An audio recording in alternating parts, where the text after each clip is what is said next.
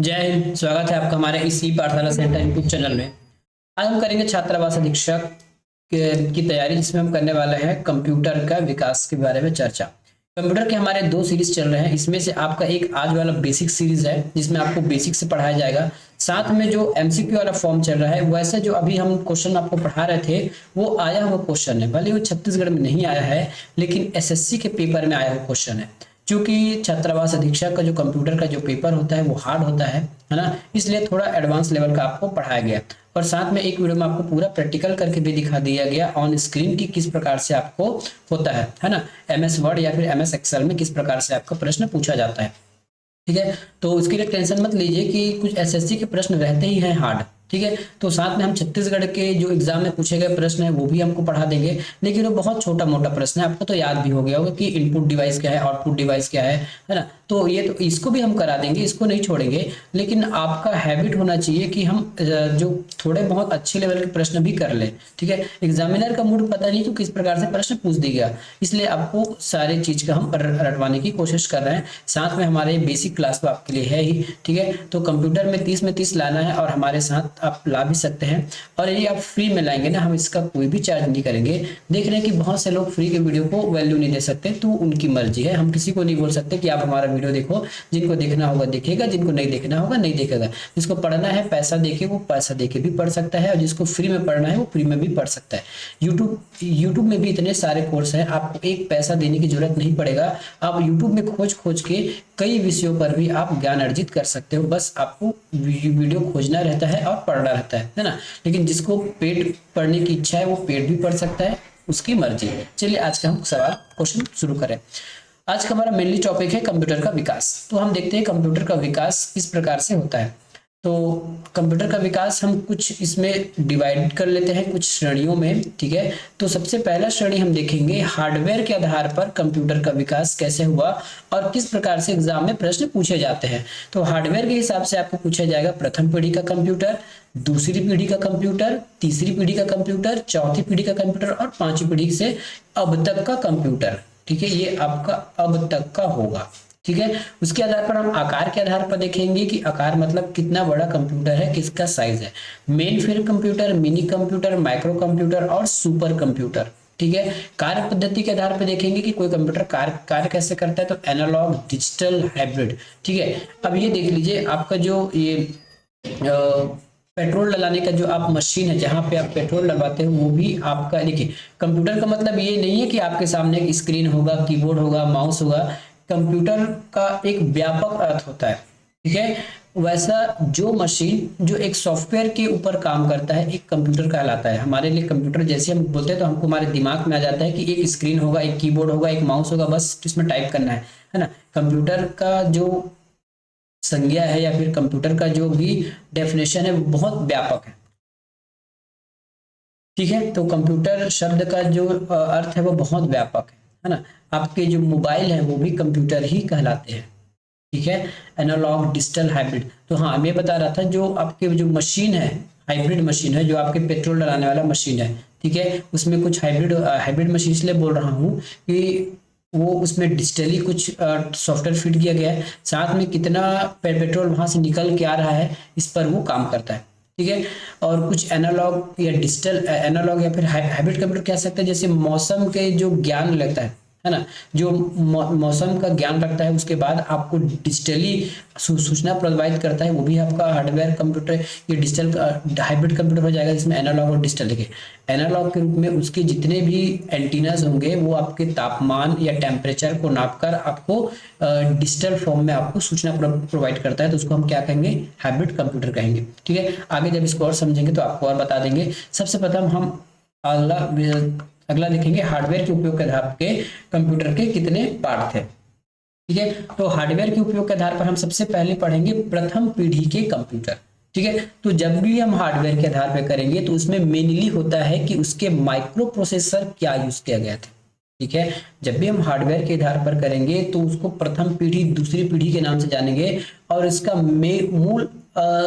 मूल जो बांटने का है ना, जो मूल बांटने का जो उद्देश्य है या फिर एक हमारा जो पैमाना है वो है हमारा प्रोसेसर, कि उस समय कौन सा हार्डवेयर इसमें उपयोग किया गया था किस प्रकार के प्रोसेसर उसमें उपयोग किए गए थे। ठीक है, तो देखिए वास्तविक में प्रोसेसर क्या होता है, आप जब भी सूचनाएं देते हैं कंप्यूटर को, तो आप कंप्यूटर में भले ही इंग्लिश में टाइप करते हैं या उर्दू देव में टाइप करते हैं, लेकिन वो उसको नहीं समझता है, वो केवल मशीनी भाषा समझता है, 0 और 1। जिस ये भी 0 और 1 हमारे समझने के लिए है, वास्तविक में ये ऑन और ऑफ है। ठीक है, ऑन और ऑफ है, हमारे एक सिग्नल है, एक बार सिग्नल जला एक बार नहीं जला, तो इसी सिग्नल को पास करने के लिए, इसी सिग्नल को एग्जीक्यूट करने के लिए जो कंप्यूटर में लगा होता है उसको हम कहते हैं प्रोसेसर।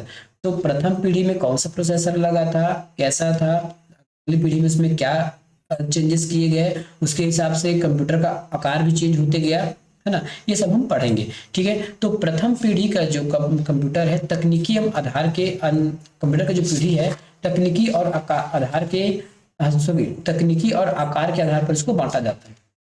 ठीक है, तो प्रथम पीढ़ी का जो कंप्यूटर था उसमें कई बार आपको समय भी पूछा जाता है, लेकिन याद रखिएगा कभी भी आपको समय नहीं पूछेगा, क्योंकि बहुत सारे बुकों में समय को अलग अलग बांट दिया गया है, किसी में 42, किसी में 55, तो इस पर आप मत भिड़िएगा। ठीक है, समय आपको ना के बराबर क्वेश्चन आने वाला है, सॉरी। ठीक है, तो समय के अनुसार आपको क्वेश्चन पूछने की संभावनाएं बहुत कम होगी। अब देखते हैं इसमें कौन सा डिवाइस उपयोग किया जाता था या फिर कौन सा प्रोसेसर उपयोग किया जाता था। तो इसमें किया जाता था निर्वात ट्यूब, जिसको इंग्लिश में बोलते हैं वैक्यूम ट्यूब। ठीक है, ये वैक्यूम ट्यूब है जो कंप्यूटर में सिग्नल पास करने के लिए उपयोग किया जाता था। ये वैक्यूम ट्यूब जो है बहुत भारी भरकम बड़ी चीज होती थी, साथ में ये हीट ज्यादा उत्पन्न करता था। ठीक है, तो सीधी सी बात है, इसमें हीट, सीधी सी बात है, यदि आपके घर में आपको हीट लगेगा तो आप उसमें कूलर का उपयोग करोगे। ठीक है, ज्यादा हीट होगा तो बड़ा कूलर, एसी, है ना, इसी प्रकार से ये हीट ज्यादा करता था, इसलिए इसको एक वातानुकूलित कमरे में या फिर वातानुकूलित सिस्टम से इसको रखा जाता था, ताकि इसको ये गर्म ना हो और ये हैंग ना हो। ठीक है, ये गर्म ना हो और ये हैंग ना हो, इसी वजह से इसके आकार बड़े होते गए। ठीक है, क्योंकि इसमें ज्यादा इक्विपमेंट की आवश्यकता पड़ी, इसको ठंडा रखने के लिए हमको एसी चाहिए, एयर कंडीशनर चाहिए, बड़े बड़े कूलर्स चाहिए। ठीक है, इसलिए इसका आकार बढ़ते गया। ठीक है, स्टोरेज डिवाइस के रूप में प्रथम पीढ़ी के कंप्यूटर में पंच कार्ड एवं चुंबकीय टेप उपयोग किए जाते थे। पंच कार्ड क्या होता था, तो पंच कार्ड इस प्रकार से कार्ड होता था जिसमें विभिन्न प्रकार के या फिर विभिन्न आकृति में होल होता था, इसी को कहा जाता था पंच कार्ड। ठीक है, और मैग्नेटिक टेप का मतलब समझते हैं, जो हम पहले कैसेट प्लेयर यूज करते थे, इस प्रकार का एक कैसेट होता था, बीच में ऐसा होता था, है ना, ऐसे रील लगा होता था और ऐसे घूम के आता था, यहाँ हेड लगा होता था, इसी को कहा जाता है मैग्नेटिक टेप। अब ये आना बंद हो गया, पहले हम कैसेट प्लेयर और वीडियो प्लेयर के रूप में इस टेप का उपयोग करते थे। पहले इसी में स्टोरेज होता था, ये चुंबकीय टेप होता था आयरन का। ठीक है, इसी में डेटा को स्टोर किया जाता था। अब इसमें जो भाषा थी वो मशीनी भाषा थी। आपको एग्जाम में पूछा जाएगा मशीनी भाषा का आप मतलब क्या समझते हैं, तो मशीनी भाषा का मतलब होता है 0 और 1। क्या होता है, 0 और 1 जो है हमारी मशीनी भाषा को बताती है। तो इस टाइम के जो कंप्यूटर थे केवल 0 और 1 की भाषा समझता था, है ना। आपने हेलो लिख दिया, बाय लिख दिया, गुड बाय लिख दिया, उससे कोई लेना देना नहीं। उस समय सॉफ्टवेयर का ज्यादा डेवलपमेंट नहीं हुआ था, इसलिए वो केवल 0 और 1 की भाषा समझता था। जब भी आपको इनको कुछ काम कराना है तो आप 0 और 1 की फॉर्म में इसको आप इंस्ट्रक्शन देते थे। ठीक है, 0 और 1 की भाषा में इसको इंस्ट्रक्शन देते थे, इसलिए ये जो मशीनें थी ज्यादा एडवांस नहीं थी। स्पीड अगर देखा जाए तो स्पीड इसका मिली सेकंड में होता था। ठीक है, स्पीड देखा जाए तो इसका जो स्पीड है वो मिली सेकंड में होता था। ठीक है, इतना भारी भरकम होने के बाद भी ये मिली सेकंड में काम करता था। ठीक है, मिली सेकंड में काम कर लेता था। तो हमने क्या क्या सीखा, निर्वात ट्यूब उपयोग होता था डिवाइस के रूप में। ठीक है, उसके बाद हमने क्या सीखा, इसमें डिवाइस के स्टोरेज के रूप में पंच कार्ड, चुंबकीय टेप, प्रोग्राम के लिए मशीनी भाषा। ठीक है, तो इसके जो लिमिटेशन भी कुछ थे। ठीक है, क्योंकि भारी भरकम था, इसको एसी में रखना होता था, एसी मतलब एयर कंडीशन में रखना होता था, बड़े आकार के होते थे।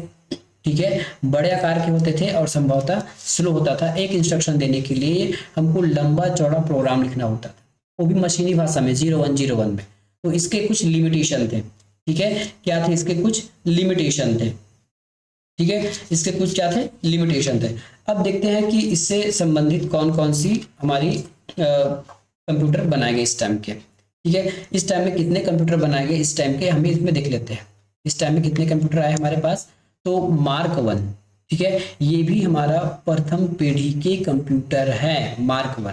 तो ये IBM automatic sequence controller calculator, ठीक है, IBM के द्वारा बनाया गया था, ऑटोमेटिक सीक्वेंस कंट्रोल कैलकुलेटर इसको बोला जाता था। उसके बाद बनाया गया ENIAC, electronic numerical integrator and computer. ENIAC का फुल फॉर्म पूछा जाए तो आपको याद होना चाहिए, ठीक है। ENIAC का फुल फॉर्म यदि आपको पूछ लिया जाए तो आपको याद होना चाहिए कि ENIAC का फुल फॉर्म क्या है, ठीक है। ENIAC का फुल फॉर्म है इलेक्ट्रॉनिक न्यूमेरिकल इंटीग्रेशन।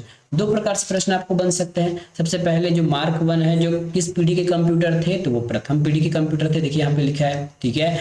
और ये प्रथम पीढ़ी कंप्यूटर थे। दूसरी बात, इसके फुल फॉर्म से पूछा जाता है, ENIAC का फुल फॉर्म बताइए, तो electronic numerical integrator and computer, ये इसके फुल फॉर्म हो गए। उसके बाद EDSEC भी थे, electronic delay storage automatic calculator, ये भी हमारे प्रथम पीढ़ी के थे। साथ में EDVAC, ठीक है, क्या थे, EDVAC electronic discrete variable automatic computer, ये भी हमारे प्रथम पीढ़ी के कंप्यूटर थे। साथ में एक यूनिवैक थे, यूनिवैक, ठीक है, यूनिवर्सल, इसको फुल फॉर्म था आपका यूनिवर्सल टाइप, इसमें लिखा होगा, पर इसमें नहीं लिखा है क्या, नहीं लिखा है, इसका नाम था यूनिवर्सल टाइप का था, ये यूनिवर्सल, है ना। साथ में IBM के मार्क वन, ये देखिए ना, इस पहला प्रश्न जैसे मार्क वन है, तो मार्क वन से आपको प्रश्न आ सकता है कि इसको किस कंपनी बनाया, IBM ने। कौन सी पीढ़ी का था, प्रथम पीढ़ी का था, ठीक है। कंप्यूटर मार्क वन प्रथम पीढ़ी का था कि दूसरी पीढ़ी का, आपका जवाब होना चाहिए प्रथम पीढ़ी। किस कंपनी ने बनाया, IBM ने बनाया, ठीक है, किस कंपनी ने बनाया, IBM ने बनाया। और फुल फॉर्म पूछेगा तो आपको ENIAC, EDSEC और EDVAC का पूछेगा, और ये पूछेगा यूनिवैक का, यूनिवर्सल कंप्यूटर था इसका नाम, ठीक है, क्या था ये, यूनिवर्सल कंप्यूटर था। इस समय जो आपके जो मशीनी भाषा में इसको क्या दिया जाता था, इंस्ट्रक्शन दिए जाते थे। तो मशीनी भाषा में एक प्रोग्राम लिखा गया था, या फिर एक प्रोग्रामिंग भाषा था, उसको कहते हैं असेंबली भाषा। क्या कहते हैं, अभी वाला असेंबली नहीं, इसको, है ना, जिसको असेंबली, अभी का असेंबली अलग है जो मंत्री लोग पढ़ते हैं, ये इसको बोलते हैं असेंबल भाषा, इसको शॉर्टकट में असेंबली भाषा के नाम से जाना जाता था। तो प्रथम पीढ़ी के कंप्यूटर में असेंबली भाषा, वास्तविक में इसको असेंबली भाषा कहा गया है, लेकिन ये 01 के फॉर्मेट में इसको इंस्ट्रक्शन दिया जाता था, ठीक है। इसके राइटर पूछा जाएगा तो असेंबली भाषा का जो राइटर या फिर लिखने वाला कौन था, तो डॉक्टर, इसको आया था आपके 1952 में आया था, डॉक्टर ग्रेस हॉफर ने, डॉक्टर ग्रेस हॉफर के द्वारा इस लैंग्वेज का आविष्कार या फिर इस लैंग्वेज को लिखा गया था। तो प्रथम पीढ़ी से आपके इतने सारे प्रश्न बनने की पूर्ण संभावना है, आपको याद होनी चाहिए, ठीक है। सब हमने तो इसका आपको वो बता ही दिया। डिसएडवांटेज क्या था इसका, तो डिसएडवांटेज ये था कि ये वैक्यूम ट्यूब था, अधिक गर्म होता था, ठीक है। अधिक गर्म होने की वजह से हमको AC की जरूरत पड़ती थी, और अधिक गर्म होने की वजह से ये स्लो भी हो जाता था, ठीक है। अधिक गर्म होने की वजह से ये स्लो भी हो जाता था, और अधिक बिजली खर्च भी करता था, ठीक है। देखिए जितने भी पुराने मॉडल्स के, जो भी अभी भी जो इक्विपमेंट है पुराने मॉडल के जो है वो अधिक बिजली खर्च करते हैं, जबकि अभी के जितने भी नए मॉडल के हैं वो कम खर्चा करते हैं। जैसे फॉर एग्जांपल आप टीवी ले लीजिए, तो पहले एक कैथोड रे ट्यूब होता था इस प्रकार से, है ना, ये अधिक बिजली खर्च करता था, लेकिन अभी आ गया LED, छोटा छोटा लाइट रहता है, छोटा छोटे प्रकार से लाइट रहता है, ये कम बिजली कंज्यूम करता है, ठीक है। तो ये होता है हमारा प्रथम पीढ़ी का कंप्यूटर। अब चलते हैं सेकंड पीढ़ी के कंप्यूटर के पास। तो अब सेकंड पीढ़ी का देखिए, क्योंकि हम पीढ़ी पढ़ रहे हैं और पीढ़ी का मतलब होता है उसके हार्डवेयर में चेंज या फिर उसके प्रोसेसर में चेंज। तो इसके प्रोसेसर में चेंज किया गया, ट्रांजिस्टर सॉरी वैक्यूम ट्यूब की जगह लाया गया आपका ट्रांजिस्टर, जो दिखने में कुछ इस प्रकार का होता है, ठीक है, जो दिखने का आपको कुछ इस प्रकार का होता है। तो उस समय ट्रांजिस्टर यूज किया जाता था, ट्रांजिस्टर यूज किया गया, और ट्रांजिस्टर यूज करने से इसकी जो साइज है वो पहले से छोटे हो गए, ठीक है, क्योंकि पहले वैक्यूम ट्यूब था, बहुत ज्यादा गर्म होता था, गर्मी को रोकने के लिए या फिर इसको ठंडा रखने के लिए एयर कंडीशनर की आवश्यकता होती थी, ठीक है, अधिक जगह घेरता था, ठीक है, तो ये होता था, ठीक है। लेकिन अब ट्रांजिस्टर यूज करने की वजह से हमारा जो एयर कंडीशन का खर्चा जो है वो कम हो गया, ठीक है, एयर कंडीशन का खर्चा कम हो गया, और इसमें भी आपका स्टोरेज डिवाइस में चुंबकीय टेप और डिस्क आने लगे, ठीक है। डिस्क ये भी आपके इस प्रकार का, अभी जो ऑप्टिकल डिस्क की बात नहीं कर रहा हूँ, CD की बात नहीं कर रहा हूँ, ठीक है,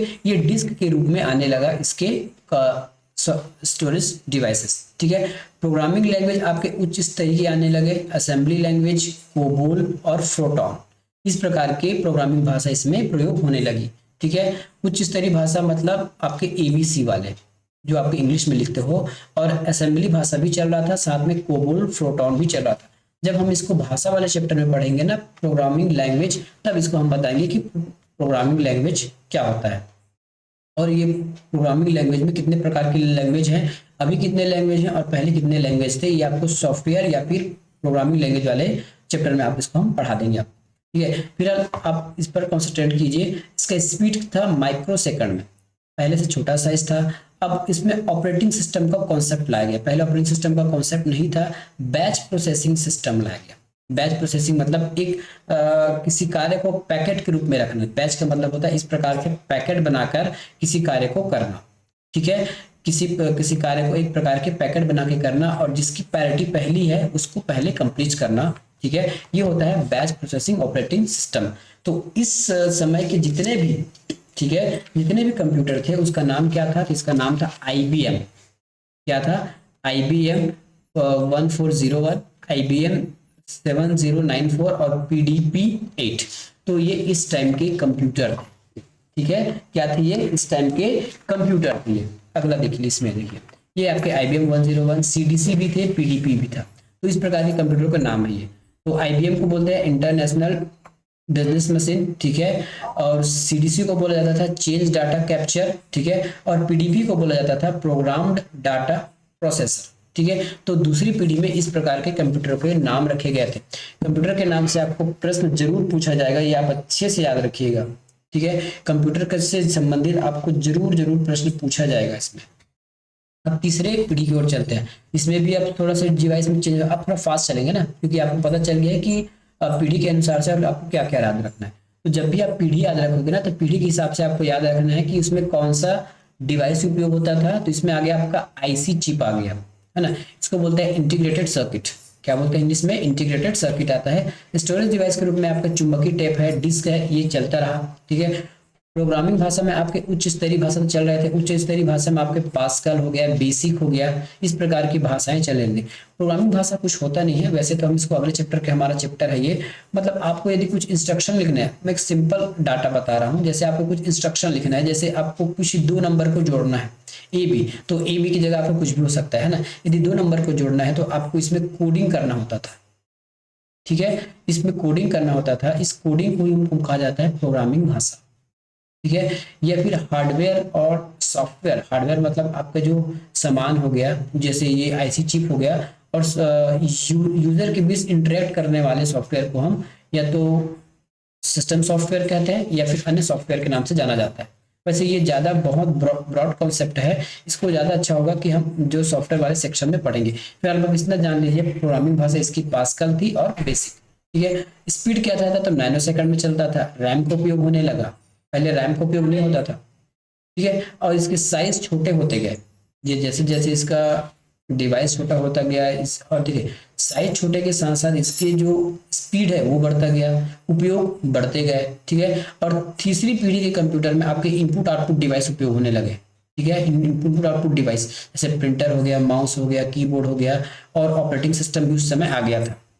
ठीक है, तो उस समय रियल टाइम ऑपरेटिंग सिस्टम उपयोग होने लगा।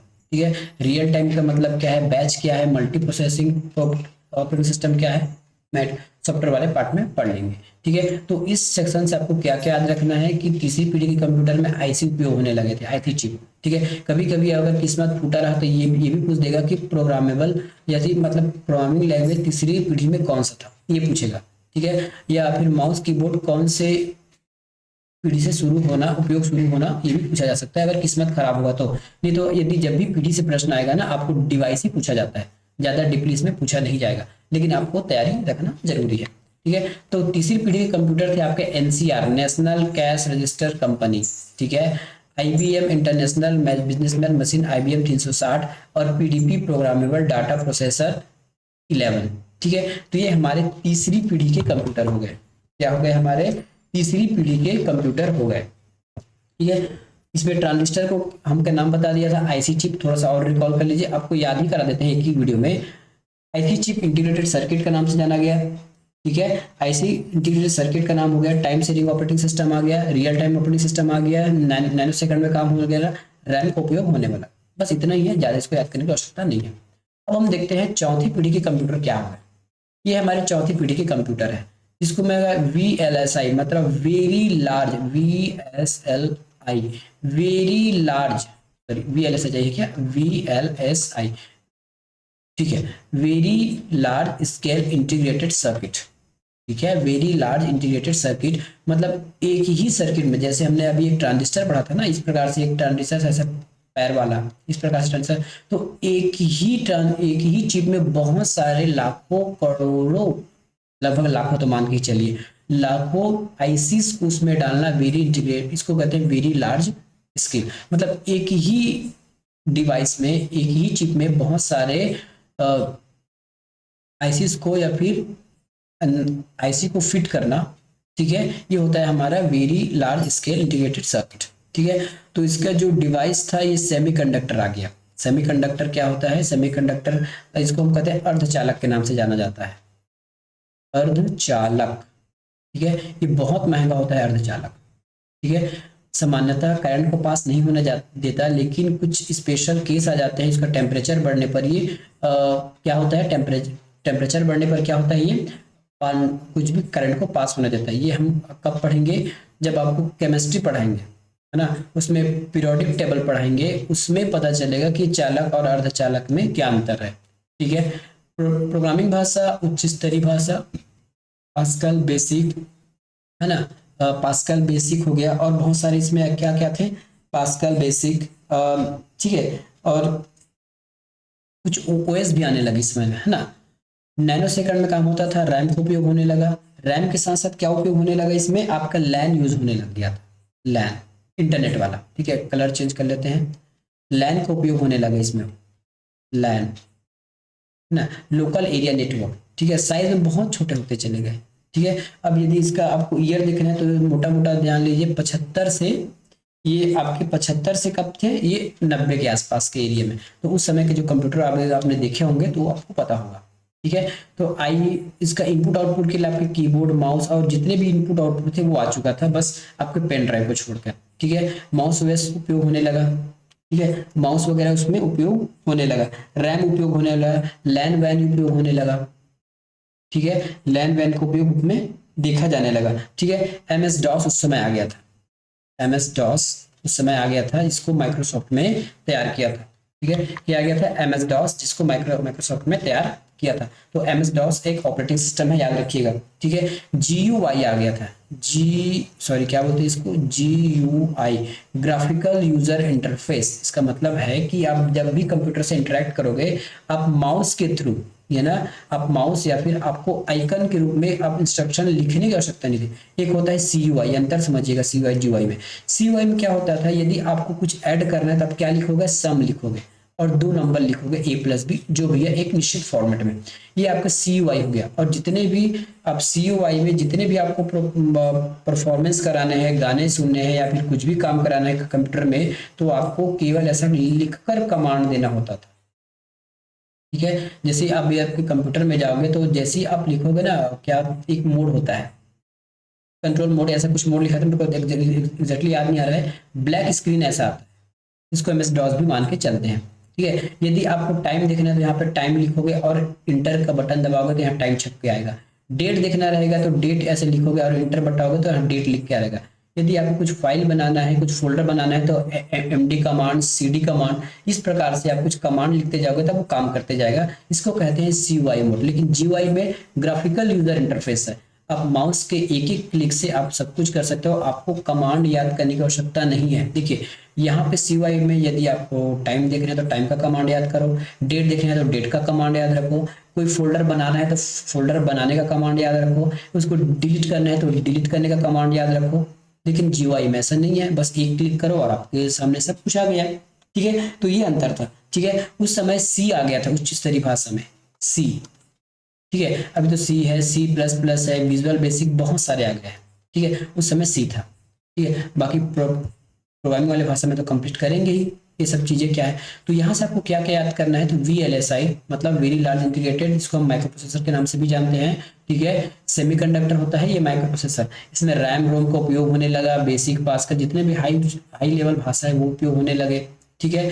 इनपुट आउटपुट के रूप में जितने भी चीजें आ गई है, इनपुट आउटपुट मॉनिटर प्रिंटर ये सब उपयोग होने लगा है, ठीक है। विभिन्न प्रकार के ऑपरेटिंग सिस्टम आ गए। अब इस समय एप्पल भी आ गया था, एप्पल का ऑपरेटिंग सिस्टम भी इस समय लॉन्च हो गया था, ठीक है। तो एक और पीढ़ी बना है उसको भी देख लेते हैं, फिर अगले पीढ़ी की ओर चलेंगे अगले वीडियो में, ठीक है। तो ये लैन का यूज होने लगा, मिनी कंप्यूटर था, नाम क्या होगा, IBM PCXT इंटेल, इस प्रकार की इसमें चिप लगने लगे, इंटेल के चिप लगने लगा। याद रखिएगा कभी एग्जाम में पूछ दिया गया इंटेल क्या है तो इंटेल चिप है। और ये देखिए चौथी पीढ़ी के कंप्यूटर कुछ इस प्रकार से दिखते थे। चौथी पीढ़ी के कंप्यूटर बहुत छोटा सा, आपके टेबल में रखने लायक, ठीक है। लेकिन अभी की कंपेरिजन में अभी भी बड़ा ही। अब अभी के कंपेरिजन वाले कंप्यूटर को हम देखेंगे इस स्लाइड में। तो पांचवी पीढ़ी में क्या उपयोग होने लगा, इसमें आ गया आपका ULSI, ultra large scale integrated. वहां तो लाखों चिप को साथ में लिया गया था, एक चिप में, ये देखिए एक चिप है इसमें लाखों चिप को लगाया गया था, लेकिन पांचवी पीढ़ी के चिप में पता नहीं कितने सारे लगा दिए गए इसमें, है ना। अब इसमें AI का भी उपयोग होने लगा। AI मतलब आर्टिफिशियल इंटेलिजेंसी। वैसे आर्टिफिशियल इंटेलिजेंसी कुछ होता नहीं है, वो बस एक स्पेसिफिक कमांड को लेकर आपको आंसर देता है, ठीक है। स्टोरेज डिवाइस में semiconductor, CD DVD hard disk, अब तो SSD आ गया है, सॉलिड स्टेट ड्राइव, है ना। और पहले HDD होता था, HDD या फिर HSD hard disk drive, HDD hard disk drive होता था, ठीक है। प्रोग्रामिंग भाषा जितना उच्च चलिए आप सोच सकते हैं, पास्कल बेसिक, या फिर आपके पास C हैश, ठीक है। उसके बाद जावा वगैरह सब इसमें उपयोग होने लगा, ठीक है। जावा हो गया, C++ हो गया, जावा एप्लेट हो गया, ये सब चीजें इसमें उपयोग होने लगे, ठीक है। ऑप्टिकल डिस्क आ गया, ईमेल हो गया, इंटरनेट हो गया, ये सब चीज जितने भी पांचवी पीढ़ी में चीज हो गया ना, आपके ईमेल हो गया, हॉटमेल हो गया, इंटरनेट हो गया, ये सब चीज आपके पांचवी पीढ़ी में देखने को मिलता है। साइज बहुत छोटे हो गए, आपका जो फोन है इतना छोटा है, ये भी आपके क्या है, पांचवी पीढ़ी के कंप्यूटर का एक प्रकार है, ठीक है। इंटरनेट का उपयोग होने लगा, आपके real time operating system, multitasking operating system, batch processing system, ये सब उपयोग होने लगे, ठीक है। ये सब उपयोग होने लगे। अब अगले में कुछ सोचा जा रहा है कि नैनो कंप्यूटर आने वाला है, नैनो पीढ़ी का कंप्यूटर, वो अभी हम बाद में देखेंगे, ठीक है। तो ये था हमारे पांचवी पीढ़ी के कंप्यूटर तक का इतिहास। मेनली क्वेश्चन आपको यदि हार्डवेयर से आ जाएगा तो ये पूछा जाएगा कि उस पीढ़ी में कौन सा हार्डवेयर उपयोग होता था, ठीक है। ज्यादा से ज्यादा इसमें और कुछ नहीं पूछेगा। और माउस का उपयोग कब से होने लगा क्या, तो ये माउस वाले चैप्टर में भी पढ़ सकते हैं जब हम इसको पढ़ाएंगे, ठीक है। अगला हम इसमें करेंगे कंप्यूटर के विकास में एक आकार के आधार पर और कार्य के आधार पर, उसको हम एक ही वीडियो में ले लेंगे, ठीक है। तो मिलेंगे नेक्स्ट वीडियो में, धन्यवाद।